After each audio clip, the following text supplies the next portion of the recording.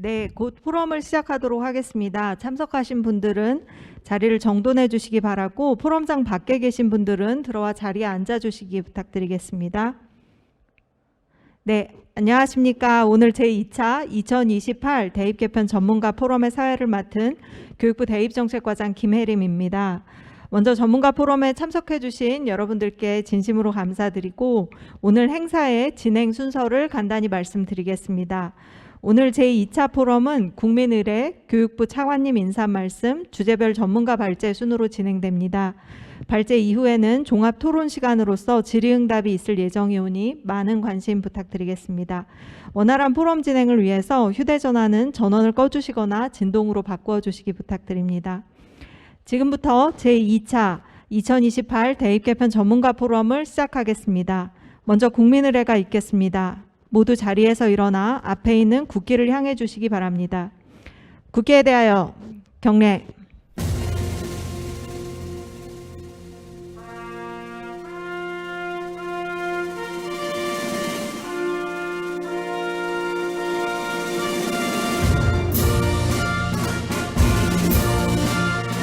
나는 자랑스러운 태극기 앞에 자유롭고 정의로운 대한민국의 무궁한 영광을 위하여 충성을 다할 것을 굳게 다짐합니다.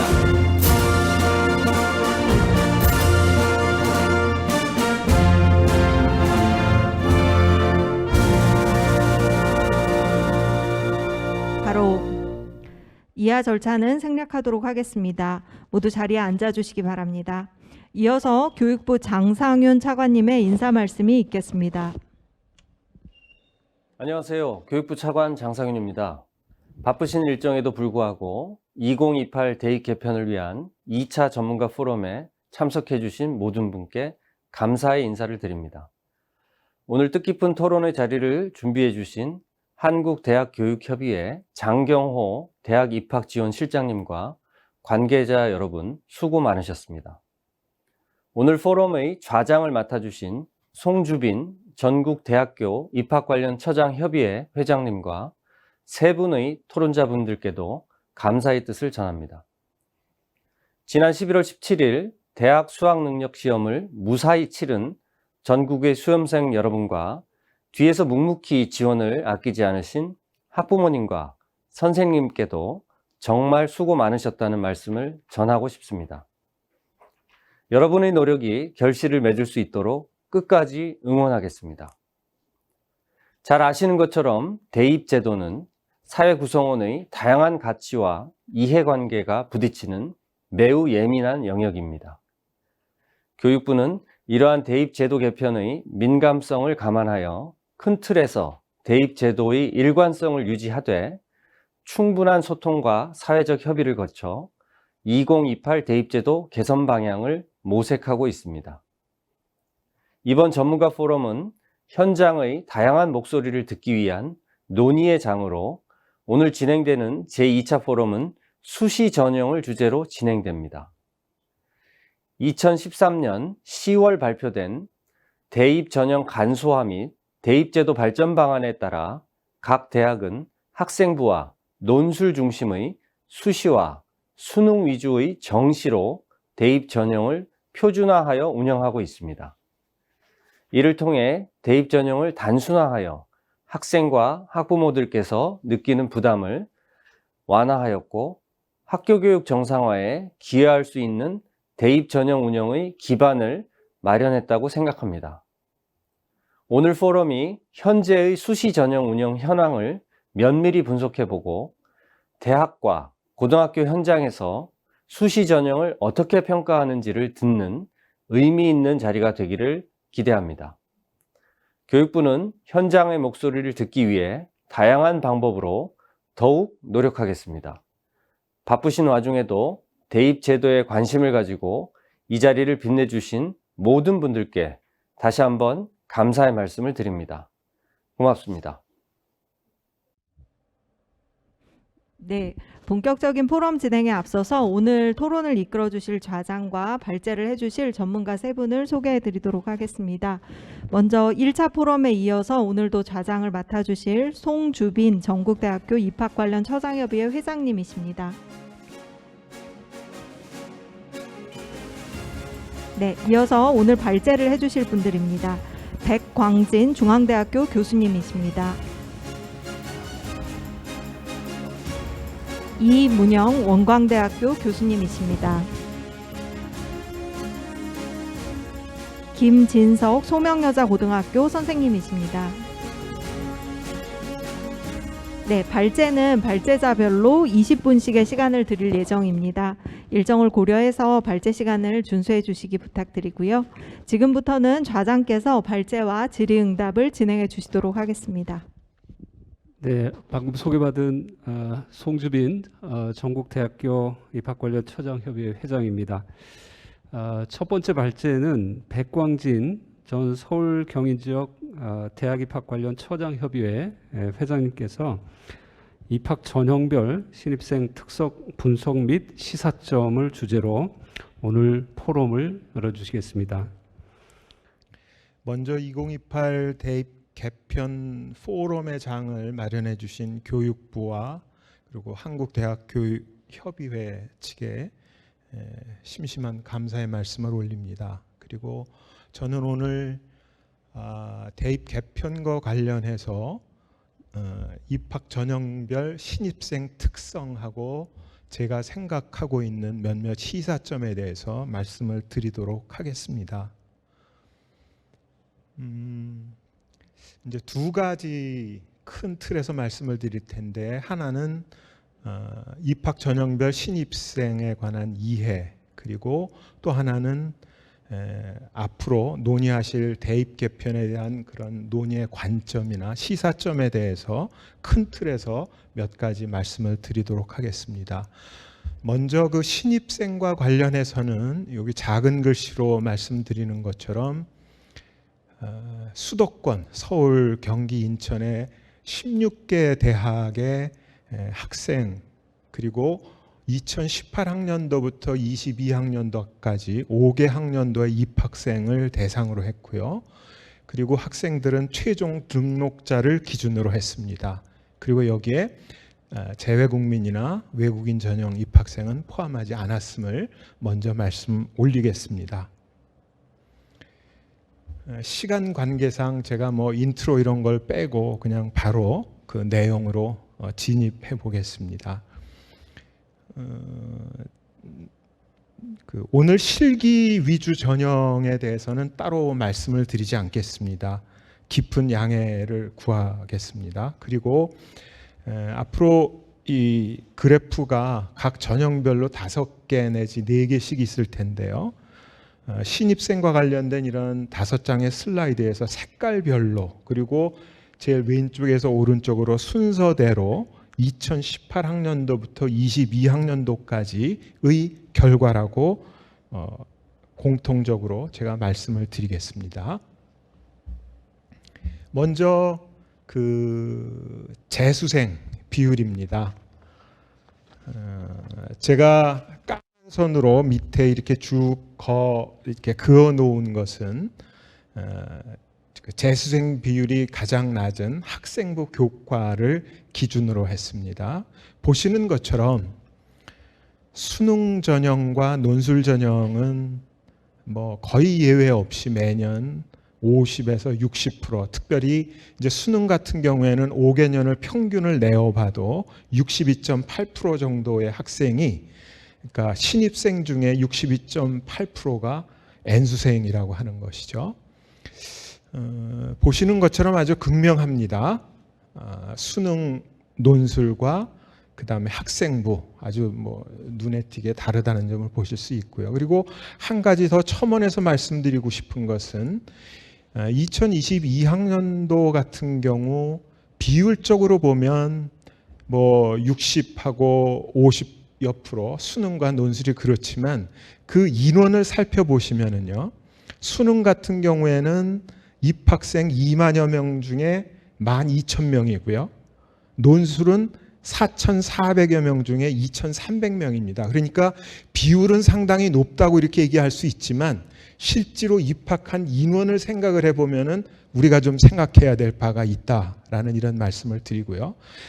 제가 회색으로 이제 두 번째 줄에 10개 써놨지만은 교과와 종합 같은 경우에 이게 상당히 흥미로운데요. 교과와 종합 같은 경우 두 전형을 합한 신입생의 인원이 약 2만 한 3천여 명 되는데 그중에 N수생이라고 하는 학생을 합해 보아야 3,200명 정도입니다. 그러나 그거에 비해서 수능 같은 경우에는 신입생 숫자도 적지만 2만여 명으로 적지만 상대적으로 N수생은 12,000명, 즉 학생부 전형을 몽땅 합한 인원의 약 4배 정도가 수능으로 들어오는 N수생이라는 것이죠. 이거는 생각해야 될 점이 좀 여러 가지가 있다라고 제가 말씀드리고 싶고요. 물론 이제 학생들에게 재학생이 됐건 N수생이 됐건 선택과 기회는 존중되어야 마땅합니다. 그렇지만 이제 N수생 같은 경우에 순수하게 재수를 한다든지 이런 학생도 있겠지만은 또 많은 경우가 대학에 재학 중이면서 다시 대학 입시를 준비하는 학생들이 있단 말이죠. 그런 일이 발생하는 경우에는 사실은 대학 입시도 파행으로 운영되는 것뿐만 아니고 대학에서의 교육 자체도, 그러니까 재학생으로 있던 학생들이 그런 어떤 대학 입시를 다시 준비하면서 빠져나갈 여지가 많다라는 것이죠. 그것은 대학 교육에 있어서도 여러 가지 파행 내지는 악순환을 반복할 수 있다라는 이런 점을 제가 꼭 말씀드리고 싶습니다. 그 다음에 이제 수도권 학생 비율입니다. 보시는 것처럼 앞에서 보셨던 것처럼 논술과 수능이 수도권 학생 비율이 높습니다. 논술 같은 경우 80여 프로, 평균 83%고요. 수능 같은 경우 약 74% 정도 됩니다. 반면에 학생부 같은 경우에는 약 60% 정도가 수도권 학생이라고 볼 수가 있죠. 그래서 논술과 수능 전형 같은 경우에는 수도권 비율이 높고 N수생 비율도 학생부 전형보다도 월등히 높다라는 것을 조금 앞에 요 전 슬라이드에서 확인하실 수가 있었습니다. 그리고 학생부 전형 같은 경우에는 N수생 비율이 낮고 그리고 논술과 수능에 비해서 상대적으로 비수도권 학생들의 비율이 높다라는 것이죠. 이 그래프에서도 그것을 볼 수 있고 그것은 매년 예외가 없었다라는 점입니다. 그리고 오늘 제가 구체적인 자료는 말씀드리지 않지만 학생부 교과의 일반고 비율은요. 제가 5개년을 살펴봤는데요. 18학년도부터 22학년도까지 모두 다 90% 이상이었습니다. 학생부 교과는 90% 이상 그 등록한 학생이 일반고라는 것이죠. 상당히 시사하는 바가 크다라고 제가 말씀드리고 싶습니다. 그리고 대학에서의 중도 탈락률입니다. 보시는 것처럼 논술을 최저로 해서 가장 높은 것이 수능입니다. 수능은 16% 정도. 그러니까 100명 중에 16명이 대학에 입학해서 재학하고 있다가 대학을 나간다라는 것이죠. 반면에 논술은 약 6명 정도 됩니다. 이게 이제 굉장히 흥미로운데요. 이거 뭐 이미 그 대학이나 고등학교에서도 다 자료를 가지고 계시리라 생각하는데 N수생 비율은 앞에서 제일 처음에 슬라이드에서 보셨지만 수능과 논술이 월등했잖아요. N수생 비율은. 그런데 중도 탈락률은 논술이 최저입니다. 반면에 수능 같은 경우에는 N수생 비율도 높고 대학에서의 중도 탈락률도 높은 게 아니고 최상이란 말이죠. 이거를 살펴보면 이제 좀 생각을 해보면 논술 전형을 통해서 다시 이제 N수생으로서 대학에 입학하는 학생들이 좀 많이 있다고 볼 수 있지만 그렇게 해서 대학을 입학하고 난 뒤에는 논술 전형으로 입학한 학생들은 이탈을 하지 않는다라는 것이죠. 그러니까 자기가 합격한, 자기가 등록한 그 대학에서의 충성도가 그 학교에서, 그 학과에서 공부를 계속하겠다라고 하는 의지가 높다라는 것을 살펴볼 수 있고, 반면에 항상 그렇다고 볼 수는 없지만은 수능 같은 경우에는 N수생 비율도 높고 대학 중도 탈락률도 높단 말이죠. 이것은 정말 생각할 바가 많습니다. 특별히 이제 N수생 비율이 높고 대학에서의 재학했다가 또 옮기는 경우가 높다라는 것은 대학의 입시뿐만 아니고 아까 반복해서 말씀드리지만은 대학 안에서의 입학한 학생들의 교육의 문제에 있어서도 상당히 불안정하다. 교육이나 이런 면에서 그것은 이제 어떤 특정 대학만의 문제가 아니고요. 앞으로 이제 제가 조금 더 말씀을 드리겠지만은 특별히 지역 대학에서 이것은 심각합니다. 이제 어떤 특정 연도에 대학에 입학을 했는데 특정 대학에 어떤 학과에 입학을 했는데 이 N수생 비율이나 수능 전형을 생각을 하면 내가 수능 한 문제 더 맞추고 1점이라도 더 올릴 수 있으면은 내가 수도권으로 갈 수 있는 것은 아닐까? 뭐 이런 생각을 할 수 있단 말이죠. 충분히. 지금 이 여러 가지 자료에서 그것을 보여주고 있고요. 그리고 또 이게 굉장히 우려가 되는 것은 수도권 대학은 또 그러면 안전하냐? 그렇지 않습니다. 저는 그런 경우를 여러 번 봤는데요. 수도권에 합격을 했다고 그러면 그 학생들은 또 어떤 유혹이 있는가 하면은 서울에 있는 모 대학의 모 학과에 입학하고자 하는 그런 유혹이 분명히 있고 또 그를 실행한다는 것이죠. 제가 아주 비근한 예를 하나 말씀을 드리겠습니다. 실제로 있었던 예입니다. 제 주위에서 있었던 일인데요. 요즘 제가 의과대학에 소속돼 있는데 의과대학은 뭐 우리나라 입시에서 거의 최상위를 점하고 있는데요. 대단히 죄송합니다. 그런데 뭐 있는 사실이니까 지역에 있는 대학에 의과대학에 입학을 하잖아요. 그럼 그 학생들은 많은 경우 다라고는 말씀을 못 드리고요. 내가 수능을 한 번 더 해서 그러니까 재학생 신분으로서 수도권에 있는 의과대학에 가면 갈 수 없을까라고 하는 학생들이 적지 않고요. 그리고 제가 또 실제로 있었던 예를 말씀을 드리면 수도권에 있는 대학입니다. 수도권에 있는 의과대학인데요. 거기 재학하고 있는 의과대학생입니다. 그런데 그 학생은 어떤 유혹을 갖는가 하면 수도권이 아니고요.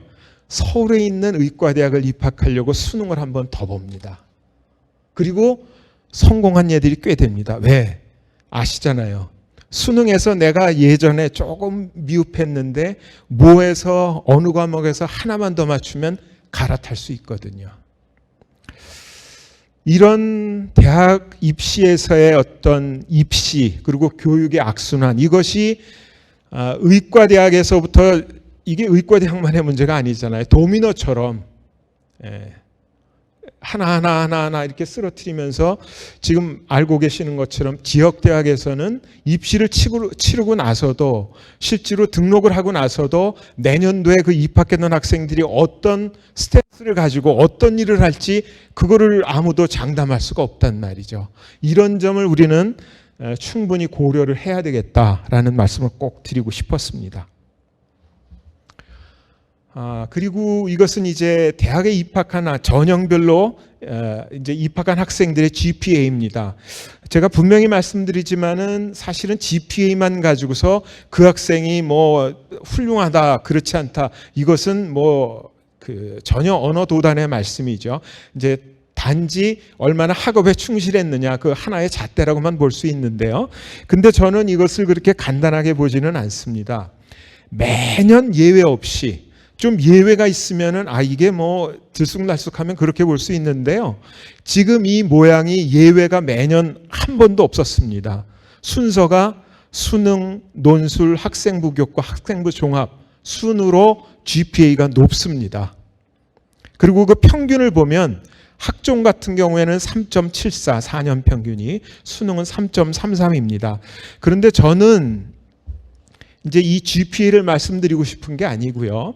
이제 요즘 고등학교에서도 교육이 사실은 그냥 뭐 이렇게 문제 풀듯이 하는 그런 수업이 아니잖아요. 수업 자체가. 그런데 대학 교육도 그렇습니다. 일방적으로 교수님이 뭐 강의만 일방적으로 1시간, 2시간 동안 강의만 하고 중간 기말 시험으로 해서 이런 GPA가 나오는 게 아니고, 아시겠지만 대학에서도 교육이 엄청나게 급변하고 있습니다. 그러니까 학생들이 참여할 수 있고 뭐 팀이 됐건 프리 러닝이 됐건 무엇이 됐건 하여튼 엄청난 변화가 있거든요. 그런 것을 다 반영해서 나온 GPA라는 말씀이죠. 그러니까 단순하게 중간고사, 기말고사를 봐서 나온 GPA가 아니고, 대학에서 이제 수업뿐만 아니고 시험뿐만 아니고 이런저런 다양한 그런 수업과 관련된 그런 활동을 통해서 나온 결과라고 보시면 좋겠습니다. 그 결과가 이렇게 전형별로 차이가 있다라는 말씀을 제가 드리고요. 그리고 오늘 이 자료에서는 GPA만 말씀드렸지만 대학들마다 GPA만 그런 게 아니고요. 중간기말 성적만 보는 게 아니고 각 전형별로 입학한 학생들의 대학에서의 어떤 활동을 꼼꼼하게 추수 관리를 하고 있습니다. 그리고 활동뿐만 아니고 여러 가지 활동뿐만 아니고, 예를 들면 졸업하고 나서 각 전형별로 입학한 학생들이 졸업하고 나서 과연 취업과 창업에서 어떤 결과가 벌어지고 있는지를 아마 대학들마다 그 자료들을 상당히 쌓고 있고요. 그것들을 쌓으면서 그것을 피드백해서 대학 입학 전형에 반영하고 있다는 말씀을 드리고, 또 하나 여기서 아주 중요한 지표 중에 하나가 대학원 진학인데요. 이것은 월등하게 제가 뭐 감히 말씀드리지만 학종으로 입학한 학생들의 대학원 진학률이 높습니다. 매년 예외 없이. 아마 어느 대학도 예외가 없을 거라고 제가 알고 있습니다. 이 수도권에 있는 16개 대학 중에. 이런 점들은 어떤 대학의 어떤 학과에 자기가 어떤 공부를 하겠다라고 입학하는 그 중고등학교의 과정부터 대학까지 그것이 쭉 연동되기 때문에 대학 학부를 마치더라도 그 공부를 더 깊고 넓게 해보고 싶은 마음에 대학원 진학까지 이어진다라는 말씀을 제가 꼭 말씀을 드리고 싶었습니다. 이 말씀을 드리고요. 그리고 이제 신입생과 관련된 이제 자료 중에 마지막 국가 장학금 수혜율입니다. 수도권 학생 비율하고 정반대 양상이죠. 논술과 수능은 약 20-30%인 반면에 학생부 종합 합학생부 교과 같은 경우에는 약 40-50%. 그래서 논술과 학생부 교과 같은 경우를 보면은 약 2배 차이가 납니다. 즉 학생부 교과로 들어온 학생들은 논술로 들어온 학생들보다 약 장학금 신청을 해서 수혜받는 비율이 2배가 된다라는 것이죠. 이것이 어떤 의미인지는 아마 이 자료를 보고 계신 분들은 다 알고 계시리라 생각합니다. 저는 이제 대학 입시 얘기하면은 흔히들 좀 이 마음에 그렇게 선한 생각을 가졌다라고 볼 수 없는 분들이 툭하면 흙수저 금수저 이런 얘기를 하시잖아요. 많이 왜곡돼 있고 침소봉대돼 있다라고 저는 생각을 합니다. 그런데 그럼에도 불구하고 그분들이 막 말씀하시는 것을 인정한다 하더라도 지금 이 결과를 보면 수능과 논술은 금수저 전형에 가깝고 학생부 전형은 흙수저 전형에 가까운 것이 아닌가라고 제가 감히 말씀을 드리고 싶습니다. 그래서 이런 점을 반영을 한다 그러면 과연 공교육만을 통해서 혹시라도 가계 상황이나 이런 점을 참작을 해서 어떤 학생에게 대학 교육의 기회, 대학에 입학을 해서 뭔가 더 나은, 뭔가 자기의 꿈을 실현하고자 하는 꿈을 가진 학생들한테 그 꿈을 이루게 할 수 있는 대학 입학 전형은 어떤 전형이 그래도 좀 가까울 것인가? 아마 제가 답을 말씀을 안 드려도 이 결과를 통해서 그 답을 마음속에서 누구라도 생각하실 수 있을 거라고 생각합니다. 이런 점들을 2028 대입 전형, 대입 개편을 하실 때는 충분히 반영해 주십사 하는 그런 말씀을 제가 꼭 드리고 싶습니다. 이제 제가 몇 가지 좀 관점에 대해서 말씀을 드리고 정리를 해보겠습니다. 대학 입시는 나름대로 구성되어 있는 생태계입니다. 대학 입시와 관련된 사람과 여러 기관을 제가 나열해 봤어요. 그랬더니 제가 생각한 아주 최소한의 사람과 기관을 나열해 봤거든요. 그런데 여기에 나열한 것 말고도 우리는 학생이 졸업해서 나가는, 예를 들면은 기업도 될 수 있고 연구소도 될 수 있고 각종 직장, 그리고 심지어는 지역사회가 될 수도 있죠. 그런 생태계까지 다 고려를 한다 그러면은 우리는 그렇게 대학 입시를 그렇게 가볍게 생각할 수 없다고 생각합니다. 특별히 그 밑에서부터 넷째 줄에 보면 대학교라고 해놨는데 제가 맨 마지막에 다양성이라고 해놨습니다. 대학이라고 다 똑같지는 않잖아요. 국립이 있고 사립이 있고 수도권이 있고 지역대학이 있고, 아마 그 대학들마다 대학 관계자분들을 모셔놓고 이런저런 얘기를, 대학 입시에 관한 얘기를 들어보면은 100분이 모이면 100분 얘기가 다 다를 겁니다. 왜? 다양하기 때문에. 국립, 사립이 다르고요. 수도권과 지역이 다르고 심지어 수도권과 서울이 다르고, 이런 점들을 이 생태계 안에서 어떻게 담아낼지, 생태계 교란 없이 어떻게 우리가 좀 더 나은 방향으로 진화시켜 나갈지, 이것을 꼭 고민해 주셨으면 하고 부탁을 드리고 싶고요. 그리고 제가 조금 조심스럽지만 바로 그 밑에서 세 번째 줄에 사교육이라고 써놨는데요. 사실 우리가 사교육하면 너무 좀 그렇게 색안경을 끼고 볼 수도 이제까지 많이 그래왔습니다. 그런데 제가 오늘 이 자료를 준비를 하면서 한편 이런 생각을 해봤습니다. 사교육의 어떤 그런 좋은 점을 한번 생각해 보자 이랬더니 좋은 점들이 분명 여러 가지가 있더라고요. 예를 들면 공교육에서, 고등학교에서 이런저런 교육을 받는데 조금 미진할 수 있잖아요. 어떤 과목에 어떤 내용이 미진했을 때 그것을 학교 내에서 감당해 주면 좋은데, 그것을 공교육에서, 왜냐하면 학생들이 여럿 있기 때문에 감당 못할 때 살짝 사교육의 도움을 받아서 자기가 부족한 점을 이렇게 끌어올릴 수 있거든요. 그거는 참 좋은 일이라고 생각을 합니다. 일정 비용을 지불하더라도 그런 사교육을 통해서 내가 부족한 점을 끌어올릴 수 있거든요. 그리고 또 하나는, 지금 아까 우리 N수생에 관한 말씀을 드렸는데 반수가 됐건 재수를 했건 무엇이 됐건 이 N수생들이 예를 들어서 이런 사교육 기관이 없었으면은 이들은 어떨까? 고등학교를 떠났는데 이제 대학 재학생으로서 뭐 반수생이다, 아니면 내가 순수한 재수생이다 이랬을 때 만약 이런 사교육 기관이 없다 그러면 이 학생들은 과연 1년 동안을 끈질기게 대학 입시를 붙잡고 공부를 할 수 있을까? 흔들리는 과정에서 이게 포기를 하거나 어떤 유혹이나 이렇게 되면 뭐 잘못되지 않을까? 청소년들인데요. 이제 그런 면에서 보면 이 사교육도 우리나라 교육 관점에서 보면 공교육만큼 상당히 중요한 역할을 이미 하고 있잖아요. 그리고 우리가 알고 계시는 대로 사교육의 시장이 만만치가 않습니다.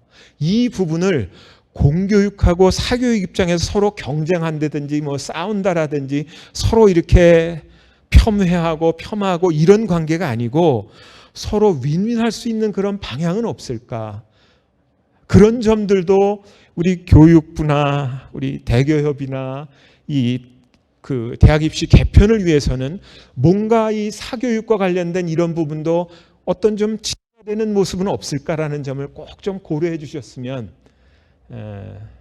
물론 부족한 점이 많잖아요. 이런저런 우리가 우려하는 점들이. 그럼에도 불구하고 그런 좋은 점들을 보면서 우리가 서로 협력할 수는 없을까라는 점도 말씀을 드리고 싶고, 마지막으로 정치권에 대해서는요, 제가 좋은 말씀 드릴 게 솔직히 하나도 없습니다.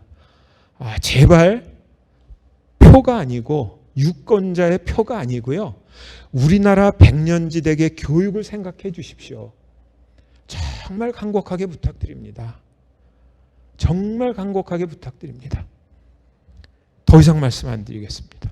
그리고 마지막에 제가 여론 부분을 말씀드리는데요. 우리 다 아시는 거지만 제가 꼭 집어서 말씀을 드리고 싶습니다. 대학 입시, 우리나라 교육과 관련돼서 여론을 주도하는 그런 리더들, 지도층들이 계십니다.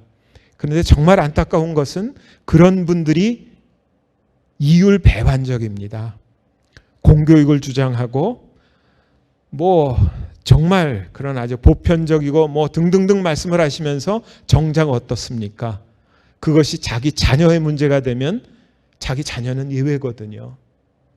그래서는 안 됩니다.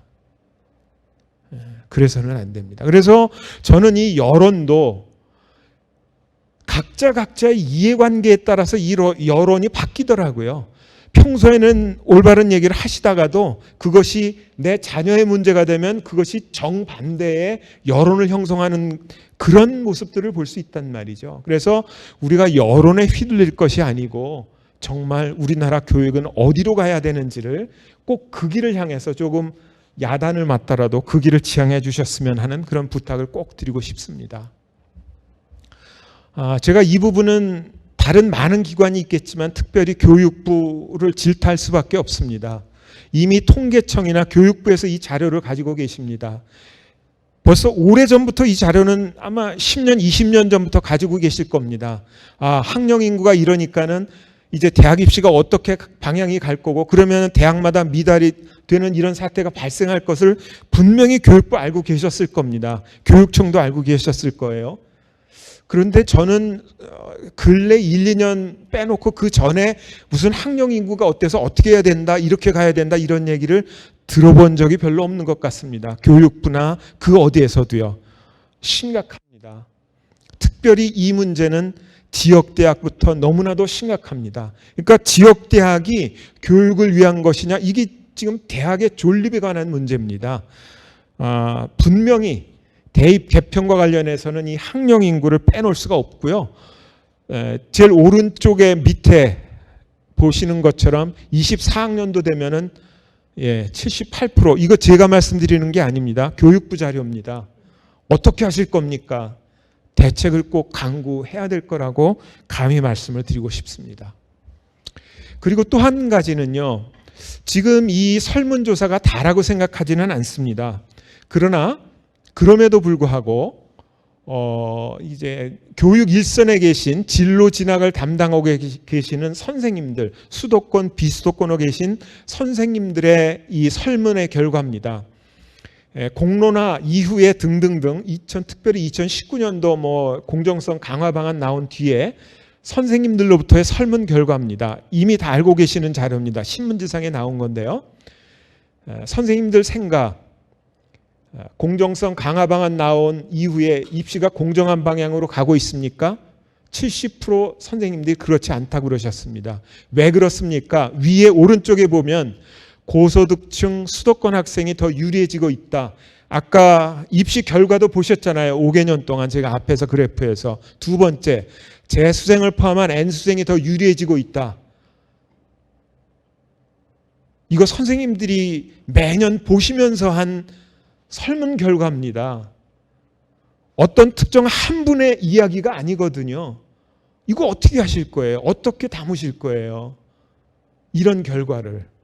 그 다음에 그 밑에 대입 공정성 강화 방안 이후 교육 현장은 혼란스러워졌습니까? 혼란스러워졌습니다. 더 높습니다. 77%. 왜 그렇습니까? 입시제도가 고교학점제 도입과 정반대로 흐르고 있다. 제가 아주 분명히 말씀드립니다. 고교학점제 하시겠다고 해놓고 수능 비율은 늘리라고 그랬거든요. 왜 그런지에 대해서는 아마 지금 이 시간에 제가 다 말씀드릴 수 없을 정도로 이게 모순된 엄청나게 많은 이유가 있고요. 그 다음에 학교 교육이 다시 수능 과목 위주로 회귀하고 있다. 그럴 수밖에 없죠.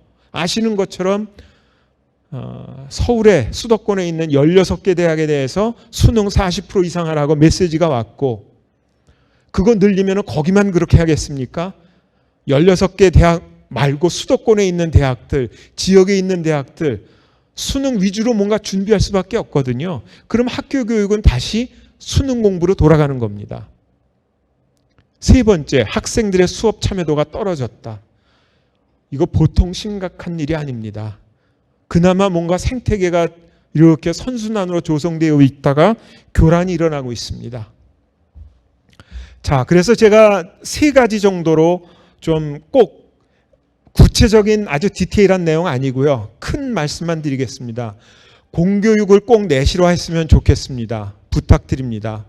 학생들의 기본기에 대한 정량뿐만 아니고 정성에 대한 평가와 기록이 공정하게 되도록, 그리고 단순 획일화로 인한 변별력 고민이 엄청납니다, 대학에서. 그리고 자꾸 무슨 표준화해라, 이것저것 표준화해라 그러니까는 다시 학종에서도 서열화가 이루어지고 있습니다. 아주 비근한 예로 예전에는요,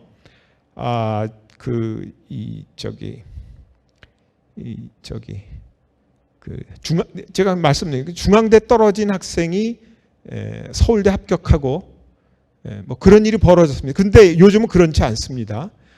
전부 지금 학종도 서열합니다. 왜? 표준화에 따른 서열화라고 저는 생각을 합니다. 그리고 공교육 내실화를 위해서는 앞으로 이제 수능도 여러 가지 의미가 있을 텐데, 수능의 의미와 성격을 어떻게 할 것인지 이 내용을 심도 있게 좀 논의해 주셨으면 하고요. 그 다음에 두 번째로는 학령 인구의 변화 추이와 학령 인구의 성격을 꼭 감안해 주십시오. 아까 그 인원에 감소되는 건 말씀을 드렸는데요. 저는 그 두 번째 줄에 있는 거, 요즘 학생들은 자기주도 맞춤형 학습에 굉장히 친근합니다. 그러니까 셀프 디렉티드, 퍼스널라이즈드 러닝에 익숙하단 말이죠. 다시 말씀드려서 공장에서 공산품 찍어내듯이 이런 데 익숙한 게 아니고요. 명품 수제가 되고자 합니다. 그 점을 꼭 그 대학 입시에서 반영을 해 주셔야 된다. 교육에서도 반영해 주셔야 된다 말씀을 드리고, 마지막 세 번째는 대입은 살아 숨쉬는 생태계입니다. 꼭 생태계 교란이 일어나지 않게 해 주십시오. 제가 그 첫 번째 최상위권만의 대입 정책 고려에 대한 우려가 있다. 대학 입시 정책이 예를 들면 의대나 서울대만의 어떤 대학 입시 정책을 해서 그 뒤에는 알아서 하겠지, 이러지 마십시오. 수많은 학생이, 아까 극히 학생이 일부만이 의대 가고 서울대학 가고요.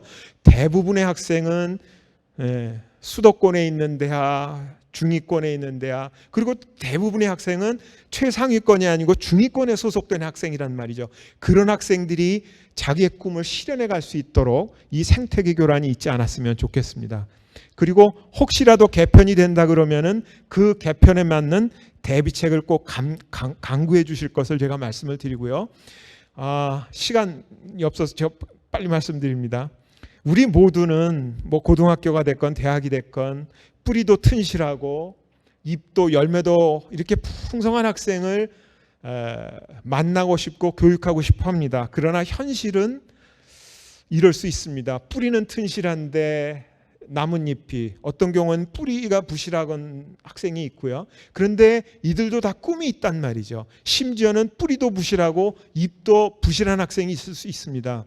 그러나 이들도 다 우리가 품고 가야 할 우리들의 학생이라는 것이죠. 이런 점을 꼭 고려해 주셔서 누구 한 명이라도 포기하지 않고 자기의 꿈을 향해서 달려갈 수 있도록 2028 대입 개편에서 꼭 그 내용들을 담아 주셨으면 하는 그런 부탁의 말씀을 제가 꼭 말씀을 드리면서 제 말씀을 마치도록 하겠습니다.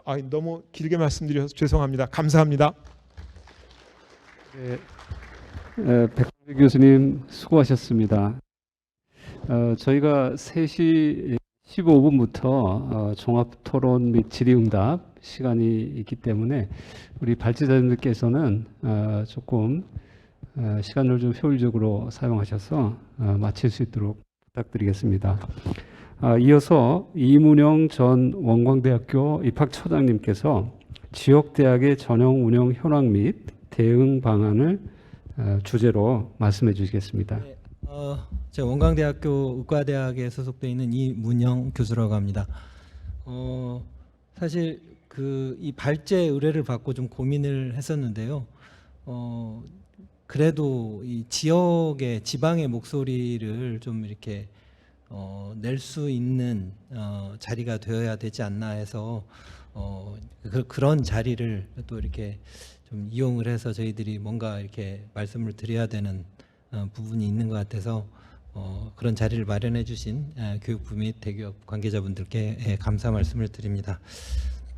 사실 그 전형의 운영과 대응 방향이라고 이렇게 단순하게 얘기를 하기보다는 사실은 이 전형과 관련된 이게 단순한 신입생 충원의 문제가 아니고 우리는 어떤 그 관점으로 학생들을 모집을 하고 그 학생들을 교육을 해야 되는지 그런 과정까지도 다 고려를 해서 전형을 운영을 해야 된다고 생각을 합니다. 그래서 이것과 관련된 어떤 배경에 대해서 조금 얘기를 해보고자 하고요. 사실 바로 앞에 이게 백광진 교수님께서 어떻게 보면 포괄적인 부분을 다 포함을 해서 말씀을 해주셔서 제가 그거에 대한 어떤 보충적인 자료의 느낌이 들지 않을까 이런 생각이 듭니다.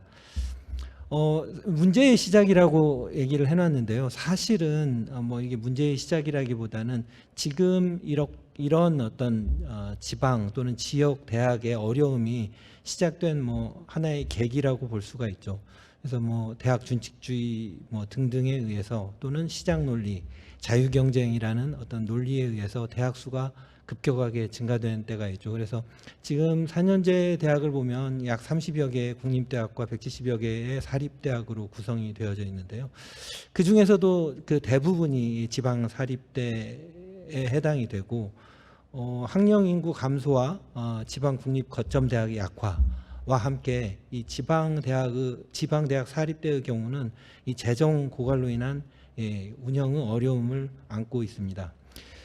이러한 대학의 어려움은 단순히 대학만의 어려움이 아니고 이 대학이 속한 시 또는 도의 사회 경제적 문제를 동반하고 어떻게 보면 대학이 사라지면 그 시나 도에 치명적인 영향을 줄 수 있는 그런 위기가 가속화되고 있다라고 생각을 할 수가 있습니다. 전형 운영에 영향을 미치는 요인은 이와 같이 다양합니다. 이미 뭐 제도적으로 되어 있는 그리고 행정적으로 되어 있는 그 요구들과 그 다음에 학생, 학부모의 요구를 반영을 해서 지금 운영을 하고 있죠. 그뿐만 아니라 지역 대학에 있어서는 각 지역 고교에서 요구하는 사항에 대해서 그 부분을 충분히 반영을 하고자 노력을 하고 있고요.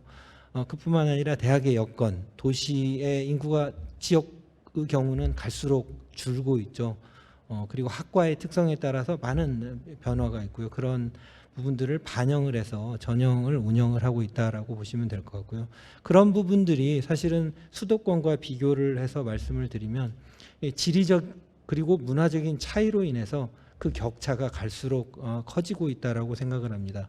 그것과 무관하게 이 사회는 공정성이라는 이름 아래 동일한 어떤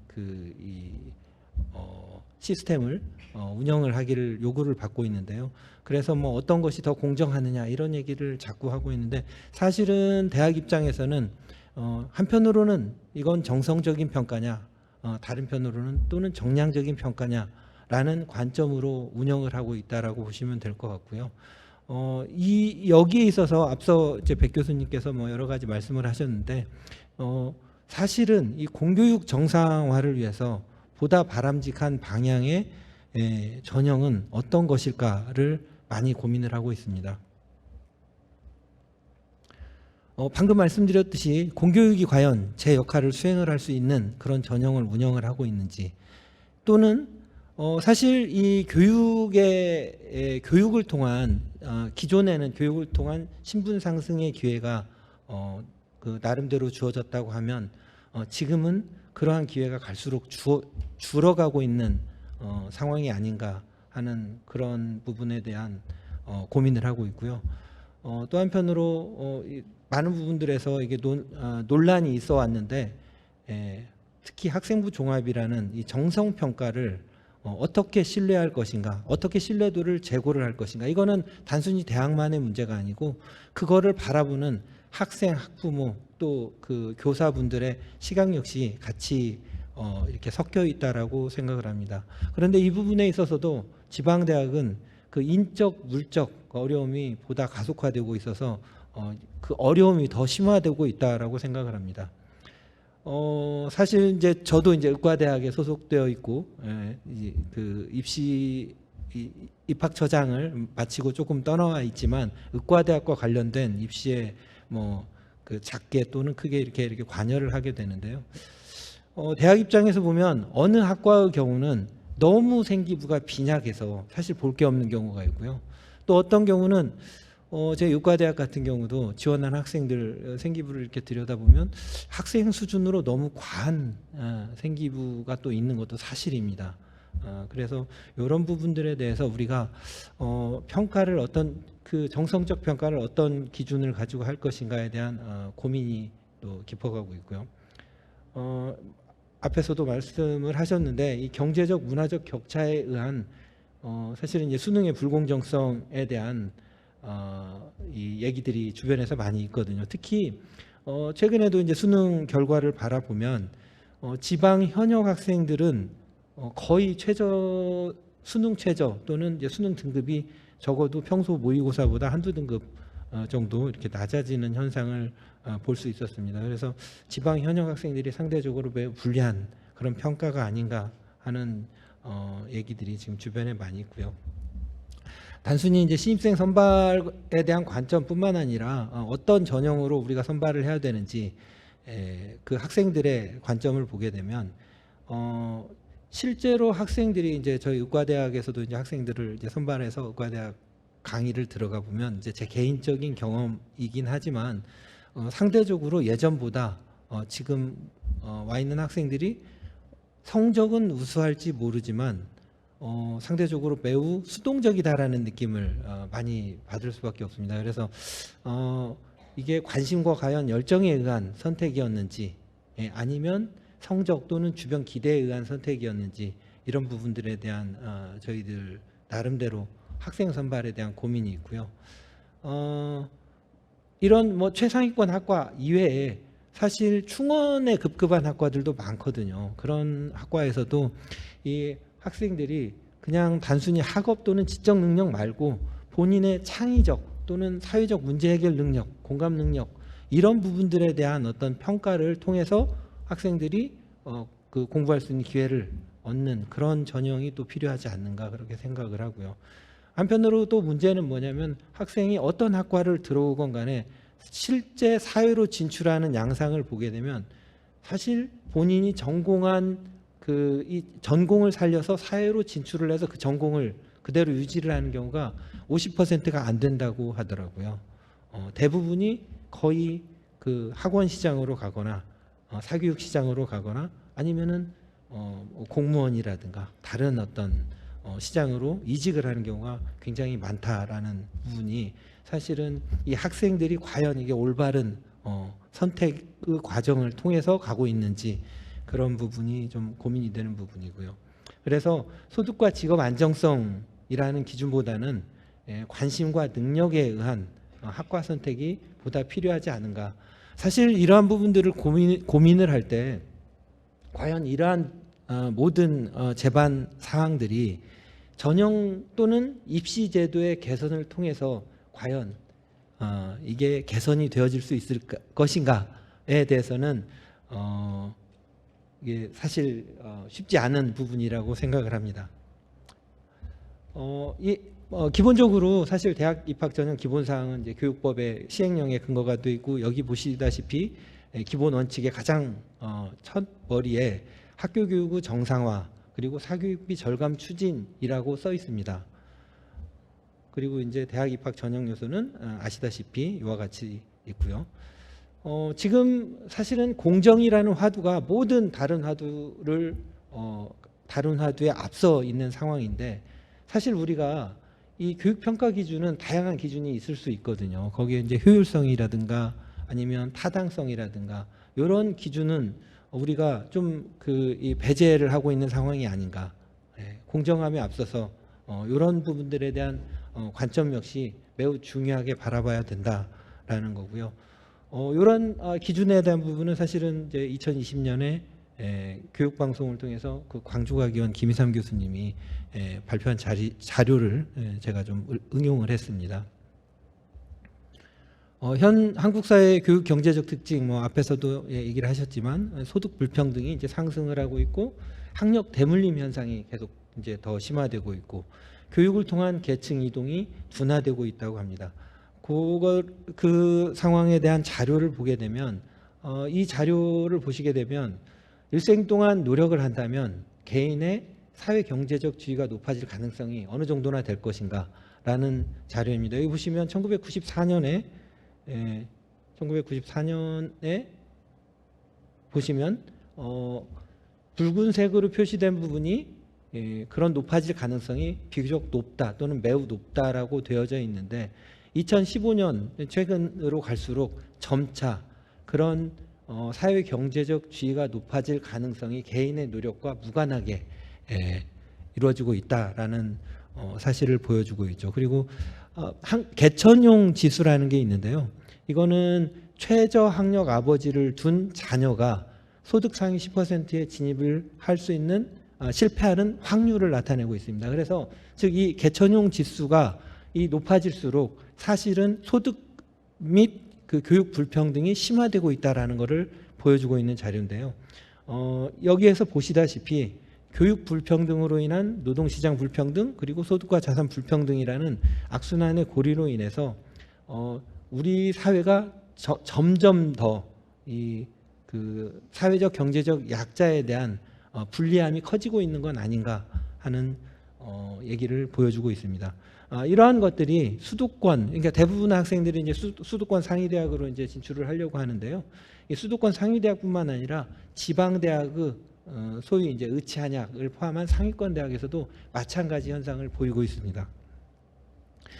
이 자료는 과연 우리가 지금 이제 학생부 종합을 이제 대표하는데 정성적 평가를 얼마만큼 신뢰를 할 것인가를 보여주고 있는 자료입니다.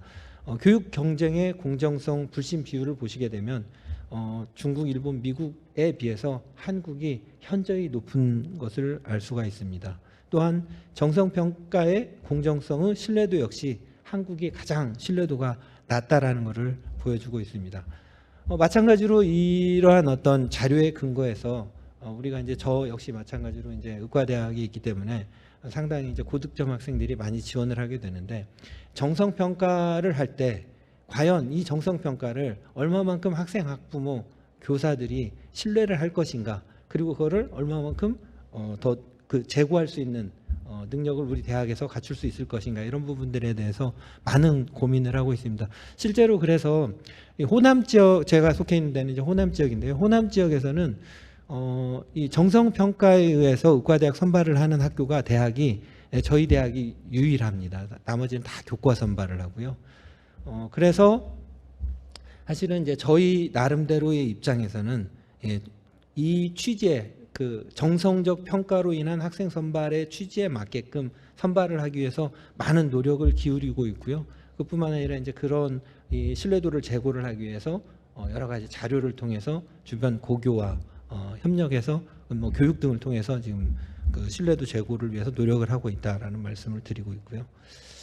한 가지 또 큰 이제 중요한 문제 중에 하나가 앞에서도 얘기를 했지만 학생들이 점점 더 수동화되어가는 이런 현상이 나타나고 있다라는 거죠. 오른쪽에 이제 좀 그 시간이 지난 자료라서 조금 달라질 수 있는데 2006년 자료라서 좀 달라지고 있을 거라고 생각을 하는데요.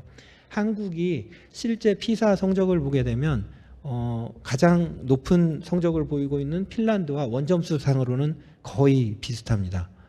그런데 이거를 시간당 점수로 비교를 하게 되면 거의 최하위권에 해당이 되는 거죠. 그만큼 우리 학생들이 이 비효율적인 공부를 하고 있다라는 것을 보여주고 있고요. 옆에 주당 학업 시간 보시다시피 초등학생은 주당 44시간인데 점점점 이게 대학생이 되면 그 초, 중, 고 학생들보다 현저히 적은 시간을 학업에 쏟는 거죠. 그러니까 즉 다시 말해서 이미 번아웃이 됐거나 아니면 열정이 없거나 매우 수동적이다라는 것을 의미하고 있는 거죠. 지역대학이 어떻게 어려운지를 말씀을 드리고자 합니다. 다들 아시다시피 이제 심각한 학령 인구 감소가 있죠. 그러다 보니까 이제 경쟁률이 이제 저하가 되고 경쟁률 저하는 직접적으로 학생들의 국가 성적 하향 영향을 미치게 됩니다. 또한 이제 학과 선택의 트렌드가 하고 있다고 생각을 하는데요. 학생들이 조금 이제 성적의 저하와 연관이 있다고 생각되어지는데, 이 본인들이 어려워하는 학과는 기피를 하는 것으로 보여집니다. 그래서 그러다 보니까 이 대학에 반드시 있어야 될 기초 학문들이 지금 외면을 받고 있고요. 실제로 저희 대학 같은 경우는 일부 중요한 기초 학문 학과들이 경쟁률이 1대1이 안 되는 상황에 이르러서 사실은 0.5대 1도 안 됐어요. 그래서 결국은 폐과를 하게 된 경우가 생겼는데요. 뭐 예를 들면 화학, 물리학, 반도체, 요즘 정부에서 얘기를 해서 반도체 얘기를 하는데, 이미 반도체와 관련된 물리 관련된 학과는 진작부터 학생이 미달이 돼서 이미 폐과 또는 통합된 지가 아주 오래됐어요. 과연 이런 학과들이 계속 존속할 수 있을까 의문을 가질 수밖에 없고요. 또한 한때 융합 학문에 대한 강조가 이제 굉장히 됐었는데요. 이 융합학과들이요 모두 고전을 하고 있어요. 왜인지 모르겠지만 아마도 이 학과의 특성 자체가 불분명하고 어려워 보이는 어떤 부분들이 아닐까 이렇게 생각을 하고요. 인문학과들 역시 매우 고전을 하고 있고요. 그러다 보니까 대학에서는 선택을 할 수 있는 부분들이 이제 그나마 학생들의 충원이 가능한 보건의료 계열 쪽으로, 아니면 체육, 예체능 쪽으로 많이 가고 있는데요. 사실 이런 학과들의 신설 역시 추진하기가 용이치는 않습니다. 그래서 사실 그래서 대학 입장에서는 이 학과 신설에도 굉장히 어려움을 갖고 있고요. 문제는 사실은 그런 학과들을 인기 위주로 학과 신설을 하다 보면 이 학생들이 과연 들어와서, 대학도 사실은 준비 안 된 상태에서 학과를 신설을 하고 그런 학생들이 들어와서 충분히 만족도 있는 생활을 할 수 있는지, 그거에 대해서 의문을 가질 수밖에 없고요. 결국은 그러다 보면 재학생 이탈률로 이어지는 게 아닐까, 이런 생각이 들게 됩니다. 그래서 사실은 신입생 충원뿐만 아니라 재학생이 이탈하지 않고 계속 학교에 머물러서 학문을 할 수 있는 그런 전형 또는 학과의 운영이 필요하지 않을까, 이런 생각을 하게 됩니다. 지역 대학으로서 이제 그 전형은 대부분 이제 수시로 선발을 하게 되는데요. 왜냐하면 사실은 정시 자원이 거의 없다라고 해도 과언이 아닙니다. 그래서 거의 경우에 따라서는 100% 수시 선발하는 대학도 있고요. 90%, 80% 이상 대부분이 수시로 선발을 하는데요. 학생부 위주 교과와 종합을 나눠서 선발을 하는데, 사실 저희 대학의 예를 들면 교과와 종합을 둘을 다 같이 운영을 하고 있습니다. 그래서 교과 성적이 좀 유리한 학생은 교과로 지원을 하고, 상대적으로 그 학생이 본인이 교과는 성적에 맞춰서 지원을 하지만 보다 관심 있어 하는 학과는 종합으로도 지원을 할 수 있게끔. 그래서 어떻게 보면 저희 대학, 이제 지방 대학 입장에서는 그렇게라도 해서 이 학생들의 지원율을 올리고자 하는 하나의 이 방법이라고 얘기를 할 수 있을 것 같고요. 차후에 이제 지금 성취평가 고교학점제가 이제 진행이 되고 있는데, 올해만 해도 상당수 학생이 이미 이제 등급별 성적이 아닌 이제 ABC 형태의 학점제 형태로 성적이 주어졌는데요. 이런 학생들을 보게 되면 이제 차후로는 과연 이런 학생들을 교과 전형으로 운영이 가능할까라는 이제 의문이 들게 되고, 결국은 이제 이런 어떤 상황에서는 종합 전형 형태로 확대가 불가피하지 않을까, 아니면 원점수에 의한 비율을 적용을 하든지 이런 어떤 그 편법적인 운영을 할 수밖에 없는 상황이 되지 않을까, 이렇게 생각을 합니다. 그래서 지방대학 같은 경우는 수시로 대부분을 선발을 하고, 그리고 이 정시 선발은 아주 극소수 이제 상위권 학과라든지 또는 정원 충원을 위해서 주로 이제 그 운영을 하게 되는데, 사실상 이 정시의 경우로 이제 충원을 하는 경우 대부분이 미달이 나는 경우가 많고요.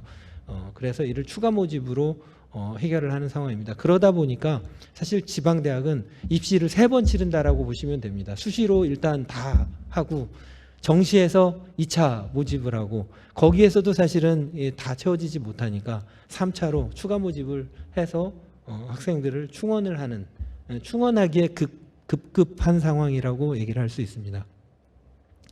한 가지 이 부분은 사실은 그 10%라고 이제 고정을 해서 이제 운영을 할 것이라고 얘기를 하고 있는데요.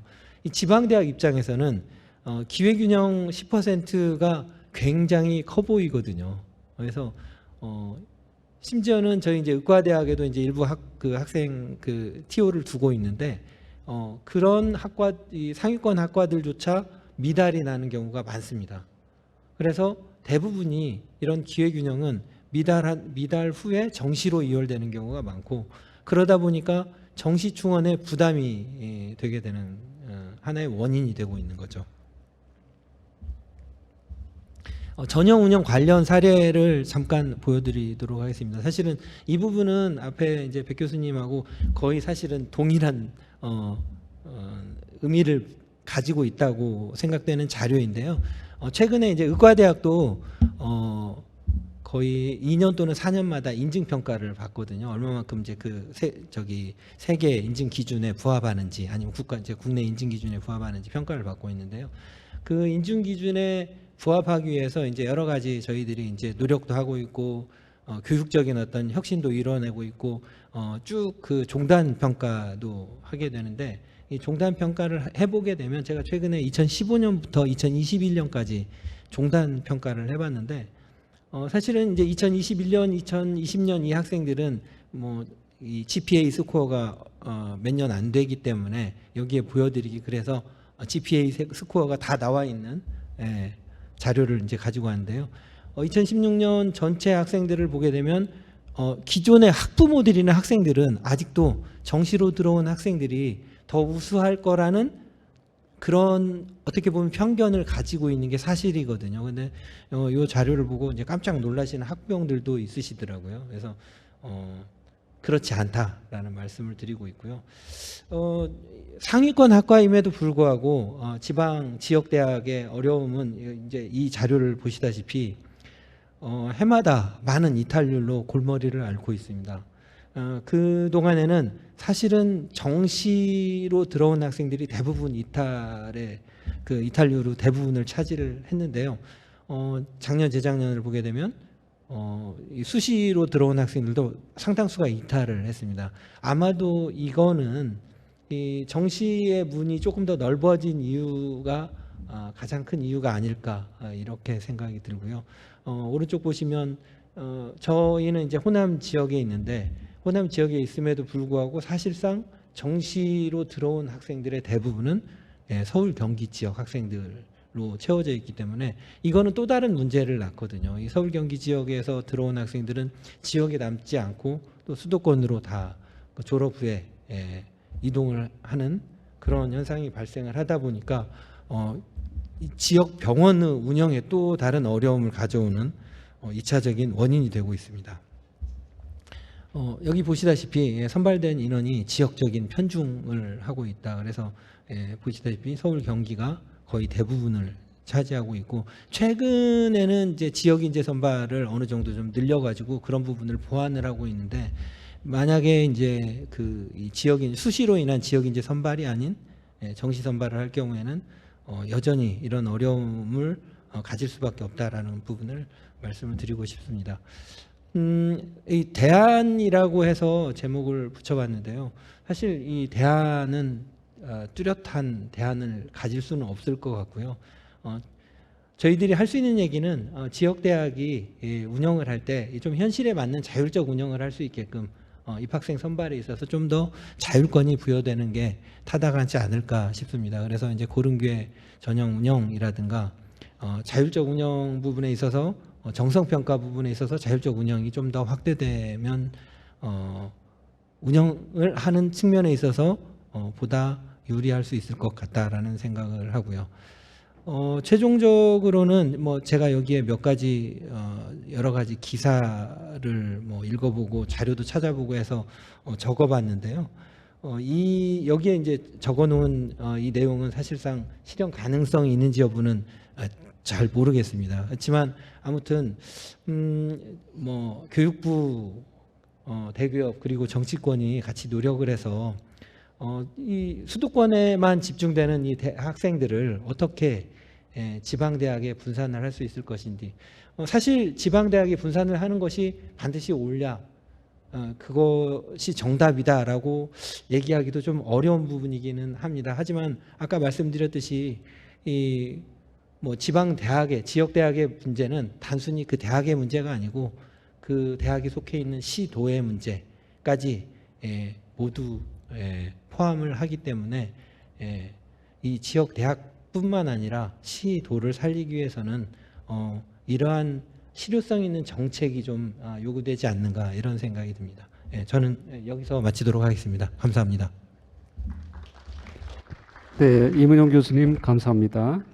마지막으로 김진석 소명여자고등학교 선생님께서 고등학교 수시 전형 준비 실태를 주제로 발제를 진행해 주시겠습니다. 네, 안녕하세요. 고등학교 수시 전형 준비 실태 발표를 맡은 소명여자 고등학교 교사 김진석입니다. 실태라고 하니 조금은 부정적인 어떤 느낌을 주는 단어 같은데요. 꼭 그렇지는 않습니다. 저는 오늘 각 전형별로 간단한 특징, 그리고 학생들이 어떻게 준비하고 있는지를 다루는 실태 부분, 그리고 2028 대입 개편과 관련된 제 그냥 개인적인 고민과 관련돼서 말씀드리도록 하겠습니다. 저는 16년째 아이들 국어를 가르치고 있고요. 작년 올해 역시 지금 고3 단입으로 오늘 제 발표를 특정 지역이나 학교 또는 어떤 유형 등을 대표한다기보다는 현장의 한 목소리 정도로 생각해 주시면 고맙겠습니다. 우선 수시 지역별 전형별 운영 현황에 대한 말씀드리겠습니다. 보시는 것처럼 2024학년도 대입 그 시행 계획을 기반으로 해서 이 표를 정리한 내용인데요. 지역별 선발 인원과 지역별 전형 비율을 보시면 앞서 두 분 교수님께서 말씀하신 것처럼 기본적으로 수도권과 비수도권에 대한 이야기를 우리가 할 수 있습니다. 수도권 13만 2천 명 정도 수준이고 비수도권 21만 1천 명 정도 수준입니다. 실제로 수도권은 약 3분의 1 수준의 선발 인원을 가지고 있고 비수도권이 3분의 2에 가까운 학생들을 선발하고 있습니다. 근데 여기서 보시는 것처럼 학생부 교과 전형에서는 역시나 비수도권에서 압도적으로 많이 선발을 하고 있고요. 그리고 수도권의 같은 경우에는 종합전형, 교과전형, 그리고 논술과 시기 위주 전형까지 아주 다양하게 학생들을 선발하고 있는데요. 상대적으로 수도권 대학들 같은 경우는 선택의 여지가 저는 있다고 보입니다. 그래서 수시와 정시의 조합을 통해서 대학들이 원하는 인재를 선발하기 위한 다양한 어떤 방식을 고민할 여지가 있다고 저는 보이고요. 근데 반면에 비수도권은 보시는 것처럼 교과 전형으로 무려 59.9%를 선발하고 있습니다. 비수도권 대학의 경우에는 과연 선택권이 있는 것인지 사실 고민할 필요가 있고요.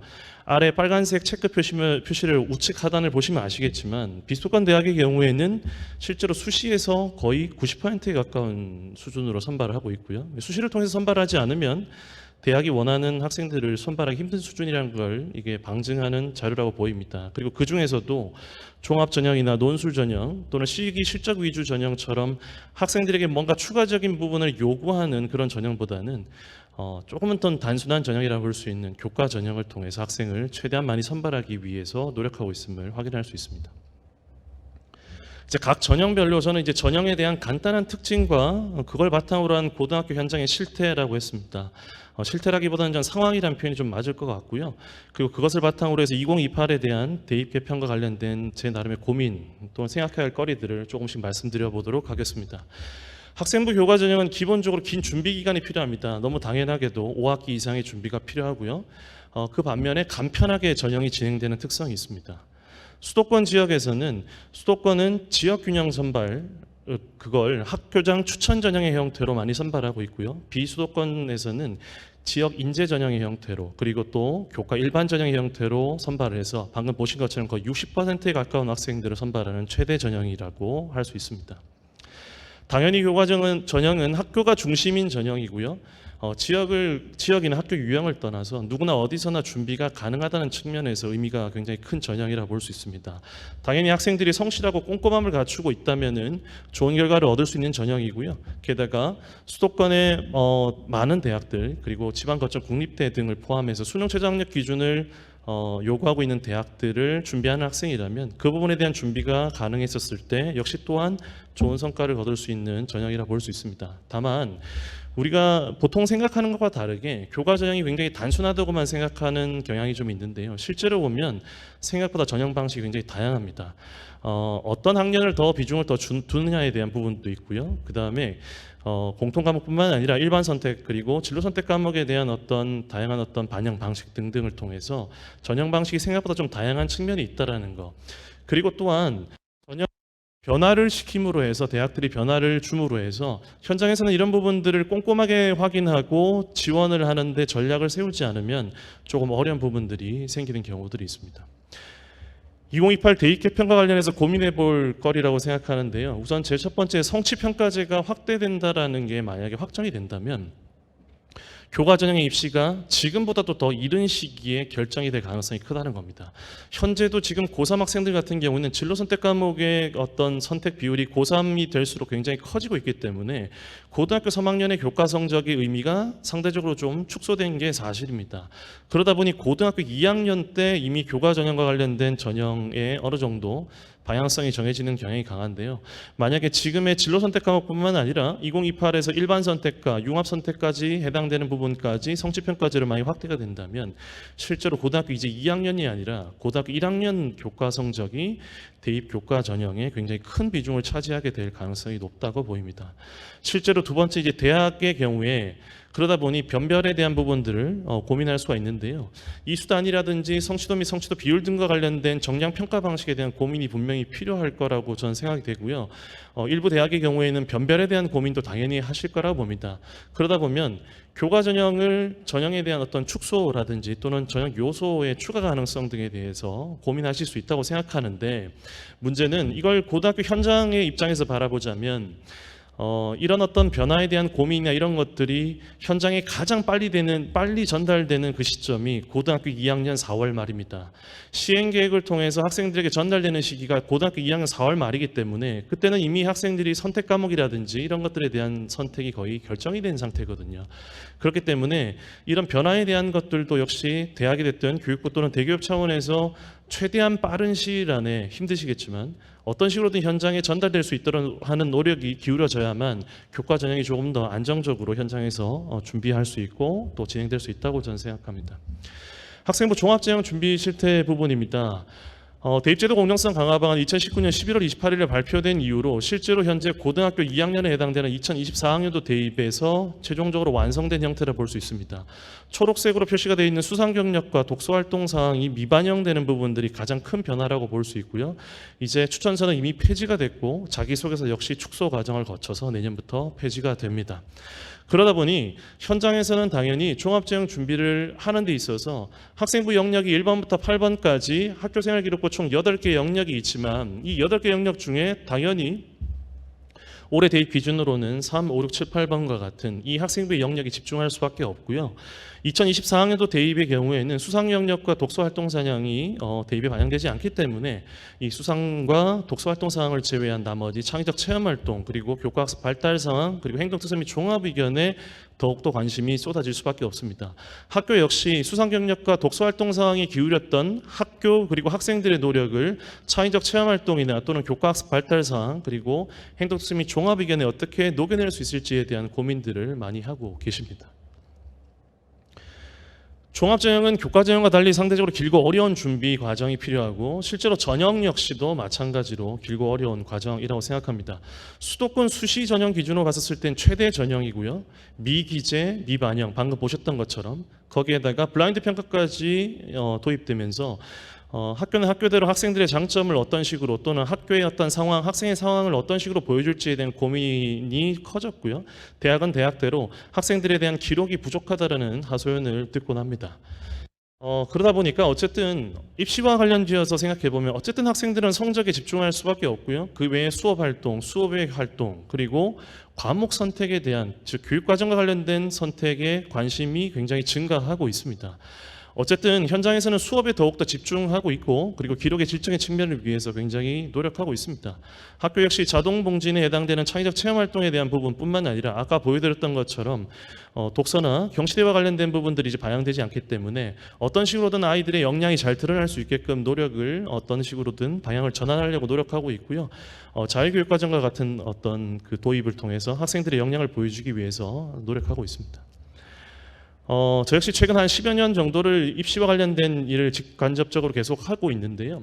입학사정관제 그 후기부터 그다음에 학생부 종합전형이 시작되는 시점부터 지금까지 쭉 지켜보면서 제일 안타까웠던 부분 중에 하나가 바로 고1 학생들이 또는 고2 학생들이 아주 어린 나이에도 불구하고 자신의 대입 그리고 진로와 관련된 중요한 결정들을 연속적으로 해야 된다는 겁니다. 저는 이 부분이 굉장히 큰 부담이라고 생각합니다. 그래서 어떤 교육과 관련된 부분을 담당하는 그 누구에게라도 저는 여쭤보고 싶습니다. 지금의 현재 여러분들께서 계신 위치를 과연 고등학교 1학년 때 생각하셨는지 저는 그걸 여쭙고 싶고요. 종합전형과 관련해서 사실 조금 최근에 어려운 부분들은 규모가 작은 학교 입장에서는 굉장히 선택의 여지가 적다라는 겁니다. 교육과정에 대한 부분들뿐만 아니라 창체의 다양성 확보에 굉장히 어려움이 있습니다. 쉽게 얘기해서 학생 수가 300명이 되는 학교라면 그에 맞춰서 선생님들 숫자도 많고요. 동아리 숫자도 많아질 수 있습니다. 그런데 학생 숫자가 적은 학교, 규모가 작은 학교라면 그런 것들이 어렵다는 걸 쉽게 짐작하실 수 있을 것 같고요. 과목 선택과 관련해서도 거의 모든 교육청에서 공동교육과정과 관련된 부분들을 굉장히 노력하고 있는 걸 알고 있습니다. 대면뿐만 아니라 비대면까지 굉장히 노력하고 계신데 과연 그것이 가지고 있는 어떤 선택권이 질적인 부분에 있어서도 실질적인 부분으로 아이들에게 다가갈 수 있는지에 대한 부분들도 선택권이 더욱더 확대될 가능성이 있는 2028 고교학점제 고교학점제 하에서 과목 선택 역시 여전히 아이들에게 굉장히 중요한 부분으로 다가올 수 있을 거라 생각해서 이 공동교육과정과 관련된 이런 부분에 있어서 학생들의 선택권의 실질적인 어떤 보장 이런 것들이 이루어질 수 있는지에 대한 고민도 필요하다고 생각하고요. 사실 마지막 부분은 조금 이게 고등학교 입장에서만 보는 걸 수도 있고요. 그리고 제가 보는 학생들의 다수에 해당하는 거라고 생각했기 때문에 조금 대학 관계자분들은 불편하실 수도 있겠지만 집어넣습니다. 기록의 축소는 과연 어떤 대학에만 해당되는 이야기일까? 변별력이 어려움을 겪는 대학들이 분명히 발생합니다. 근데 그런 대학은 과연 몇 개일까에 대한 생각은 전 해봅니다. 실제로 우리 아이들이 그런 어떤 변별과 관련된 어떤 대학 입시의 어떤 방향성과 관련해서 실제 그것에 대해 고민을 하는 학생들보다는 그렇지 않은 학생들이 더 많은 것이 분명히 사실입니다. 네. 논술과 관련해서 말씀드리겠습니다. 논술은 수능 최저와 관련 결합해서 주로 진행되는 전형이고요. 지금 현재 2024 대입 시행계획 기반으로 보면 약 11,000명 정도의 학생들을 선발하고 있는데 전국 규모로 보면 3.3%밖에 되지 않지만 실제 수도권 대학 기준으로는 11%가 넘는 굉장히 중요한 전형입니다. 공교육 정상화 촉진 및 선행교육 규제에 관한 특별 2014년 9월로 기억하는데요. 그때 시행된 이후로 다행히도 논술 전형에서는 선행학습 역량평가 보고서가 의무적으로 발행되게 되어 있습니다. 그렇기 때문에 그런 것들을 바탕으로 해서 그나마 공교육이 어느 정도 학생들 지도하는 데 도움을 받았던 건 사실입니다. 굉장히 저는 긍정적으로 생각하고요. 다만 이 전형 자체가 아무래도 지도 주체를 정하기가 좀 어렵고 내신이나 활동의 영향력이 굉장히 낮은 전형이다 보니까 경쟁률은 높지만 학생들에게 어떤 가능성을 제시하거나 또 그리고 개별적인 지도를 하기 어려움이 분명히 따릅니다. 그래서 바로 뒤에 실기 전형을 말씀드릴 때도 또 말씀드리겠지만 논술 전형 역시 학교 밖 의존도가 아직까지는 조금 높은 편이다라고 말씀드릴 수 있을 것 같고요. 실제로 이후에 대입을 고민하는 데 있어서도 논술 전형은 과연 유지되어야 되는가? 저 개인적으로 말씀드리면 논술 전형은 굉장히 중요한 전형이고 실제로 학생들의 역량을 평가하는 데 큰 의미를 가진 전형이라고 생각합니다.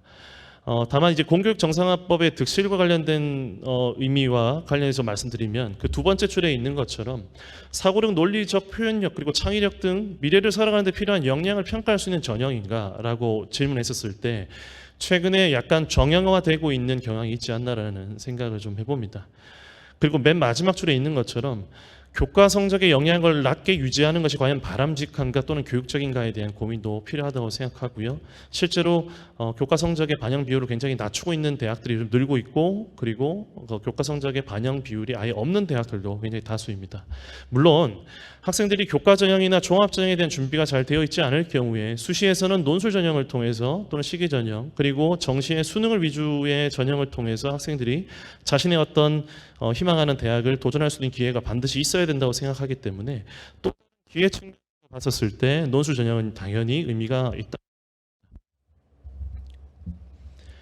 실기 전형입니다. 사실 제가 국어교사이기 때문에 음악 미술 관련된 이런 실기 전형과 관련된 부분들을 전문적으로 제가 말씀드리는 건 좀 조심스럽습니다. 근데 제가 지도하면서 느낀 부분에 있어서는 최근에 어쨌든 이 예체능 전형들도 수시 비율이 굉장히 증가했고요. 그리고 실기 능력이 굉장히 중요하다 정도는 얘기할 수 있을 것 같습니다. 당연히 전공 특성으로 인해서 실기 결과를 알기 어려운 이 어려운 점이 있지만 그렇게 논술과 비슷하게 가능성을 제시하거나 개별 지도의 어려움을 겪고 있습니다. 사교육 의존도가 굉장히 크고요. 제일 아래 콕 집어서 제가 미인정이라는 표현을 쓰긴 했지만 지각 족퇴 결석과 같은 이런 문제들이 굉장히 많이 발생하고 있습니다. 이 부분에 대한 것들도 분명히 것 같고요. 논술 전형의 선행학습 영향평가가 긍정적인 영향을 준 것처럼 저 역시 맨 마지막 예체능 계열 역시 객관적 결과 제공이 가능한가에 대한 부분이 저는 의문이 남습니다. 실제로 음악이나 미술과 달리 체육 같은 경우에는 정량적인 평가가 분명히 이루어지고 있고 거기에 대한 공개가 가능함에도 불구하고 죄송하지만 제가 알기로는 체대 입시에서도 그 결과를 공개하는 대학은 극히 소수입니다. 최소한 그런 정도의 노력 정도는 대학에서 기울여 주는 게 현장에서 아이들을 지도하는 데 굉장히 큰 도움이 될 수 있다는 부분 말씀드립니다. 전체적으로 수시형 준비 실태와 관련해서 전반적인 부분 말씀드리고 이제 마무리하겠습니다. 전형 기조라든지 수도권 비수도권의 중심 전형들은 이미 말씀드렸고요. 실태 부분에서 실제로 다양한 전형이라는 것은 다양한 학생들을 기반으로 했을 때 다양한 요구가 이루어진다고 생각합니다. 저는 이 부분이 굉장히 어렵다고 생각하는데 다양성의 역설이라고 저 개인적으로 규정 지어보겠습니다. 어떤 전형으로든 진학이 가능하다는 얘기는 어떤 전형에서든 소외가 발생한다라고 볼 수 있는 거라고 생각합니다. 그래서 고등학교에서 이 모든 것들을 소위 준비한다는 게 쉽지는 않겠지만 이런 것들이 가능하면 조금은 더 지금보다 더 잘 준비될 수 있게끔 여러 군데서 썼으면 좋겠고요. 실제로 이런 논의가 있었을 때 언제나 전문대와 관련된 얘기는 배제되어 있습니다. 전문대 입학생 숫자가 실제로 일반 대학이 34만 수준이라면 기준으로 전문대도 17만 정도 학생들을 선발하고 있습니다. 그리고 이 전문대 역시도 이 입시와 관련된 대입과 관련된 논의에 분명히 참여해야 될 필요가 있다고 저는 생각하고요. 무엇보다 누구를 어떻게 선발할 것인가 그리고 또 누구를 어떻게 교육할 것인가 관련해서 이 고민을 둔다면 우리가 어디에다 방점을 두고 생각해야 될지가 저는 어느 정도 공통적으로 생각할 수 있다고 생각합니다. 선발이 교육을 지배할 것인가 아니면 교육을 잘 가꾸어서 그 다음에 선발을 고민할 것인가에 대한 부분에 대한 고민도 역시 해주셨으면 좋겠다는 생각 가지고 발표 마치도록 하겠습니다. 감사합니다. 김진석 선생님 수고 많으셨습니다. 모든 전문가 패널제가 끝났습니다. 저희가 예정 시간보다 한 15분 이렇게 발제 시간이 좀 길어졌는데요. 다음으로 우리가 질의응답 또 종합토론을 위해서 잠시 우리가 패널 데스크를 정리하는 시간이 필요해서 5분여 동안 좀 휴식을 한 다음 후에 하겠습니다.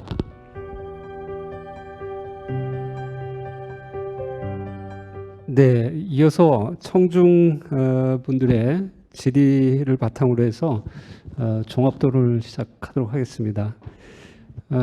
혹시 참석하신 분들 중에 혹시 질문이 있으시면 좀 말씀해 주십시오.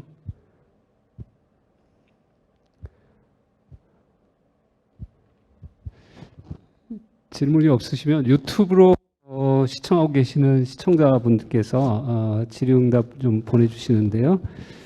먼저 이문용 교수님께 질문이 박대 땡땡 아이디인데요. 지방사립대의 특성화는 존립을 위해서는 어느 정도 필수적이라고 생각합니다. 이에 대해 과연 사립대의 노력은 어느 정도라고 생각하시는지요? 이런 특성화의 걸림돌은 무엇이라고 생각하는지요? 간단히 말씀해 주십시오. 네, 말씀 들리시나요? 어려운 질문인데요. 지방대학의 특성화라고 하면 사실은 특성화 부분은 어느 지역에 위치해 있는지, 그 대학이 어떤 수준의 대학인지, 규모가 어느 정도인지에 따라서 특성화의 형태는 굉장히 다양할 거라고 생각을 합니다. 보다 일반화시켜서 이 지방대학의 개선을 위한, 지금 현 상황을 타개해 나가기 위한 대학의 그 노력은 제 개인적으로는 가장 중요한 게 재학생들의 만족도를 높이는 거라고 생각을 합니다. 물론 지금 지방대학은 이미 여러 가지 어려움에 봉착해 있기 때문에 쉽게 말해서 뭐 여러 가지 학생들의 그 수업의 질 개선이라든가 생활 및 공간의 개선이라든가 기타 등등 여러 부분에 지금 노력을 하고는 있거든요. 근데 그러한 부분들이 실질적으로 학생들의 뭐 신입생 충원율이라든가 재학생 이탈률을 저하시키는 데 있어 가지고 즉각적으로 작용을 잘 하고 있지는 않은 것 같습니다. 근데 보다 더 중요한 것은 재학생들이 과연 무엇을 원하시는가, 신입생 충원보다도 더 중요한 게 재학생들의 만족도를 어떻게 높일 것인가, 거기에 대해 초점을 맞추고 저희 대학 입장에서는 학생들의 문화적 공간을 좀 더 활성화하고 학생들이 대학에 있는 시간을 더 늘리게 되면 그 자연스럽게 학생들의 학습에 대한 어떤 시간이라든가 열이라든가 이런 것들도 더 생기게 되고 자연스럽게 그걸로 인한 어떤 좀 더 나은 어떤 환경이 만들어지지 않을까, 그렇게 생각을 합니다. 유튜브로 시청하시는 우리 김민성님께서 또 질의를 하셨는데, 우리 김지석 선생님께 질문을 하셨어요. 가 실시될 예정인데 상대평가가 가능한 고1 성적이 절대적이 될 것으로 보이고, 그 시기 성적이 망가지면 패자부활전은 불가능해 보일 것으로 보입니다. 그리고 오히려 1학년 내신 망치면 그냥 포기하는 아이들이 많아질 것으로 보입니다. 어떻게 생각하시는지? 네, 선생님. 네. 네, 제가 말씀드렸던 발표 중에도 지금 현재 고등학교 2학년 수준이면 어느 정도 교과 전형에 대한 가능성이 정리가 되는 부분이 있는데, 실제로 고교학점제가 전면 시행될 경우 일반 선택뿐만 아니라 융합 선택까지 만약에 성취평가제가 도입된다면 실제로 그 우려하시는 부분처럼 고1 때 어느 정도 교과 전형과 관련된 가능성이 많이 정리될 가능성이 높은 건 사실입니다. 현재 기준으로 봤을 땐 그렇고요. 그런데 다행히도 제가 느낄 때는 최근 여러 대학에서 교과 성적에 대한 평가와 관련된 다양한 연구들을 진행 중에 있으신 걸 알고 있고요. 그리고 그 과정을 통해서 단순히 학생들이 1학년 때 어떤 성적으로 모든 것이 결정되는 그런 방식의 교과 전형 또는 다른 전형이 생길 거라고 저는 생각하지는 않습니다. 네. 네, 감사합니다. 혹시 오늘 참석하신 분들께서 혹시 질문이 있으시면 손을 들어주시면, 네, 말씀해 주십시오. 네. 네. 예, 성화여자고등학교 교사 백경호입니다. 2022 교육과정이 이제 개편되어서 이제 지금 나오고 있는데, 이 교육과정 자체가 대입 개편에 어떻게 영향을 미쳐가지고 앞으로 어떻게 이게 진행되어 갈지도 좀 궁금하고요. 그와 함께 수능이 어떤 식으로 또 변화할지에 대해 이야기를 좀 해주셨으면 저희가 앞으로 학생들 지도하는데 또 도움이 되지 않을까 생각이 듭니다. 혹시 어느 분한테 질문이 하시기로 백광진 교수님께 여쭤보고 싶습니다. 예. 그럼 제가 좀 답변 드릴까요? 예. 사실은 이제 2022 개정교육과정이 이제 지금 이제 공표가 됐잖아요. 행정적 예고가 된 사항인데요. 고등학교 1학년은 이제 그 상대평가가 진행이 되고, 나머지 일반 선택 과목, 뭐 여러 가지 선택 과목들은 이제 성취 평가제가 이제 예고가 돼 있는데요. 대학도 이제 상당히 고민입니다. 어떻게 반영을 할지. 예. 그래서 지금 뭐 현재 상황에서 일부 대학들은 각 학년별로 뭐 이렇게 약간 그 가점을 이렇게 달리하는 대학도 있고, 뭐 일괄적으로 반영하는 대학도 있고, 뭐 이렇습니다. 그래서 저희 그 관점에서 보면 사실은 1학년 교과 과정은 중3 교과 과정과 거의 차이가 없다라고 저희가 이제 판단을 하고 있어요. 더 중요한 것은 사실은 일반 선택 과목, 뭐 진로 선택 과목, 또 융합 과목들이라고 이렇게 보이고 있습니다. 그래서 수능에서도 이제 어디까지 반영할 거나 이런 것도 이제 논의가 진행이 되고 있는 걸로 이제 알고 있고요.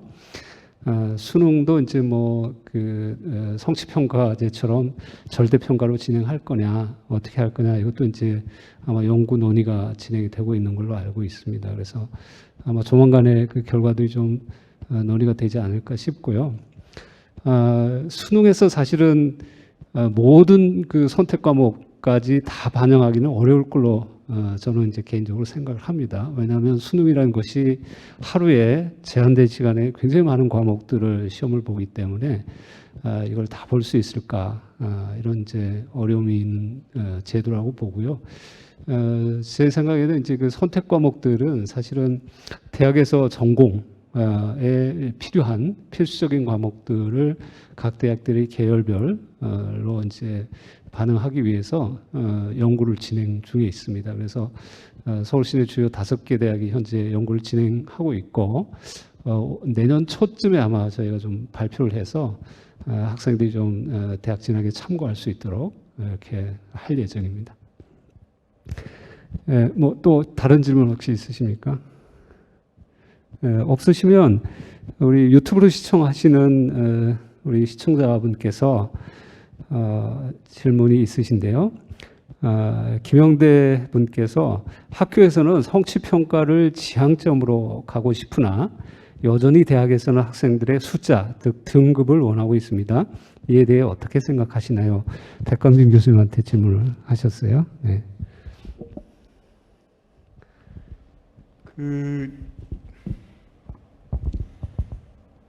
이제 성취평가,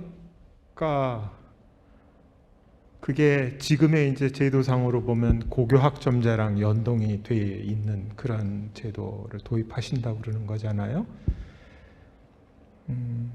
저는 교육적으로 맞다고 생각합니다. 그래야 된다라고 생각을 합니다.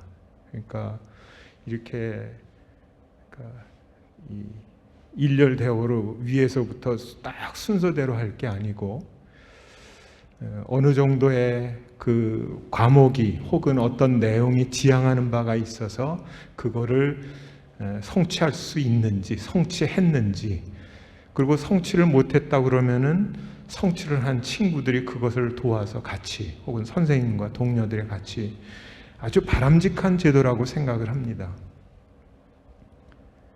그런데 그게 예를 들면 지금 우리나라 대학 입시의 환경, 사회, 문화, 또 지금까지의 우리나라 쭉 지탱해온 전통, 이런 거에서 지금 이 시점에서 그걸 도입할 수 있는가라는 것은 그거는 조금 다른 문제라고 생각을 합니다.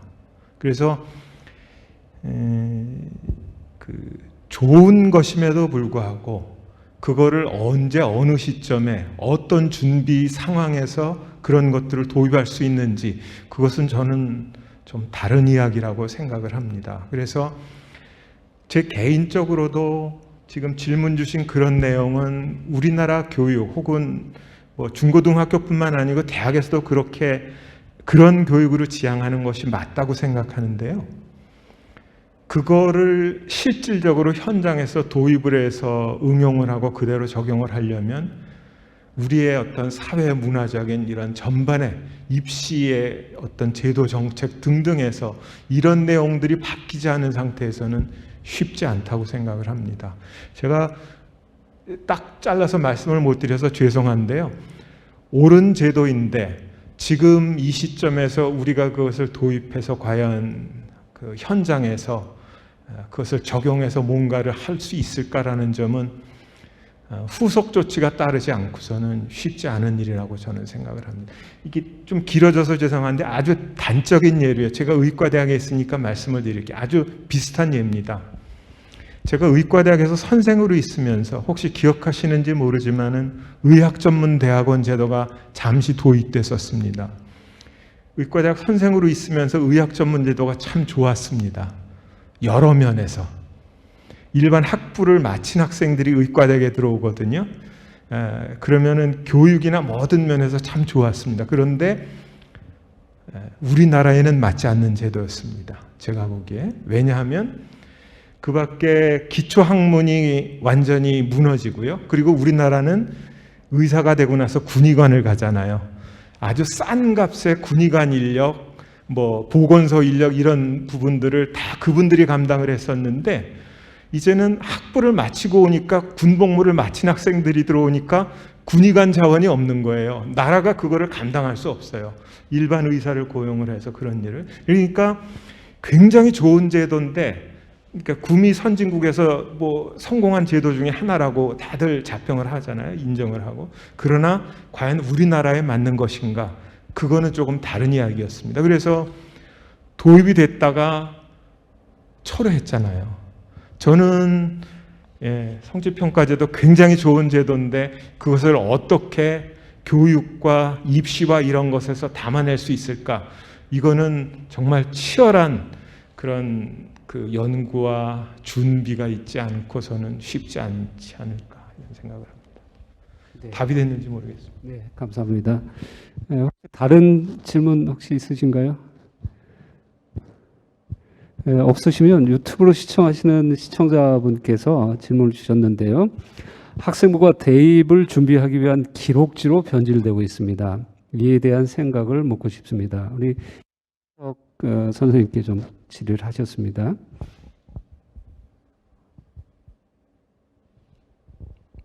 네, 학생부가 대입을 위한 기록지로 좀 전락했다.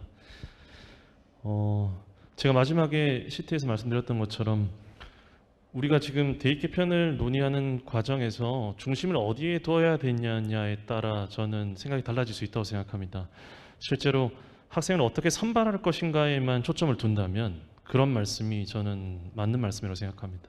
근데 그걸 원하지 않으시고 그리고 그게 바람직하다고 생각하지 않으시는 분들이 더 많다고 저는 생각하고 언제나 어느 때나 아이들에게 더 도움이 되는 방향으로 교육이 뭔지에 대해서 고민하시고 그리고 고교학점제에 대해서도 도입에 대한 고민을 계속하고 계신 걸로 알고 있습니다. 수능 체제뿐만 아니라 그런 것들을 바탕으로 해서 대입에 대한 개편을 논의한다면 방금 염려하신 부분들은 충분히 염려는 해소될 수 있지 않을까 그렇게 생각합니다. 네, 감사합니다. 저희가 예정된 시간이 한 4시이기 때문에 마지막으로 저희가 각 패널 분들의 그 마지막 발언을 좀 듣고 오늘 포럼을 좀 정리하도록 하겠습니다. 먼저 백광진 교수님부터 마무리 발언해 주시기 바랍니다. 다소 좀 엉뚱한 말씀일 수 있을 것 같습니다. 대입 개편하고는 조금 결이 다른 말씀이 될 수도 있을 것 같은데요. 이제 제가 공감하는 말씀 중에 이런 말씀이 있습니다. 이제 평생 청소년 교육에 평생을 사셨던 성직자 분이셨는데요. 그분이 교육은 마음의 일이다 이런 말씀을 하셨어요. 교육은 마음의 일이다. 제가 생각에 이제 입시를 포함해서 교육을 하겠다 그러면은 제도나 정책이나 재정, 공간, 뭐 사람 등등에서 그 필수 요건이 상당히 다양하다고 생각을 합니다. 그렇지만 마음이 함께하지 않으면 다른 요건이 아무리 충족된다 할지라도 제 생각에는 진정한 교육은 어려울 것 같습니다. 그래서 이제 지금 이 순간에도 초, 중, 고 그 학업 일선 교육 현장에서 우리나라 대한민국뿐만 아니고 글로벌한 그런 동량지제를 키우고 그러니까 학생, 제자들을 이제 그들의 미래를 보고 키우고 계시는, 일구고 계시는 마음과 뜻과 정성을 다해서 그 교육의 터전을 일구고 계시는 우리 선생님들께 저는 감사하다는 말씀을 꼭 전하고 싶습니다. 정말 선생님 감사합니다. 정말 고맙고요. 그리고 혹시라도 오늘 제가 드린 말씀 중에 불편한 점이 있으셨다면 죄송하다는 말씀을 드리고 용서해 주십사 하는 그런 말씀을 드리고 싶습니다. 교육은 마음입니다. 네, 감사합니다. 다음으로 이문용 교수님 마무리 발언해 주시기 바랍니다.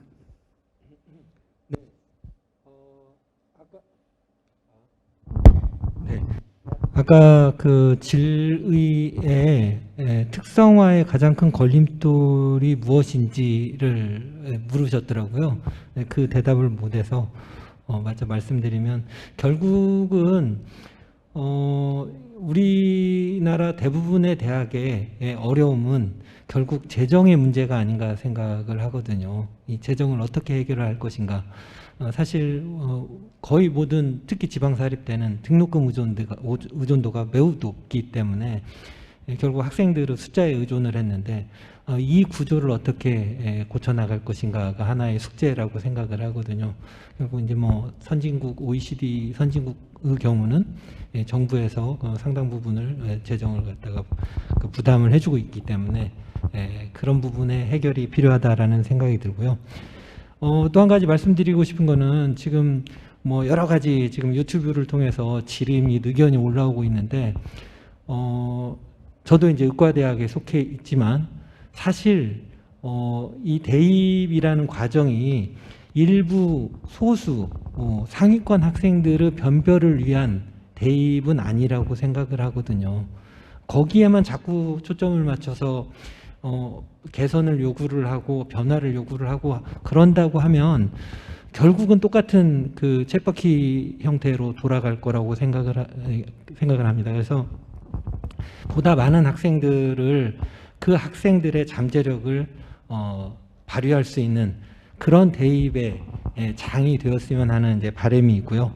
마지막으로 이제 제가 오늘 발표한 자료하고 연관지어서 지역 대학의 어려움은 아까도 말씀드렸듯이 그 대학이 속한 시도 지역의 어려움하고 직결이 된다고 생각을 합니다. 그래서 이 문제는 대학만으로 해결이 되지는 않는다고 생각을 하거든요. 같이 뭐 교육부, 그다음에 대기업, 그다음에 정부가 같이 대학과 같이 나서서 해결을 해야 될 문제라고 생각합니다. 그 부분에 대해서 적극적인 노력 부탁드리겠습니다.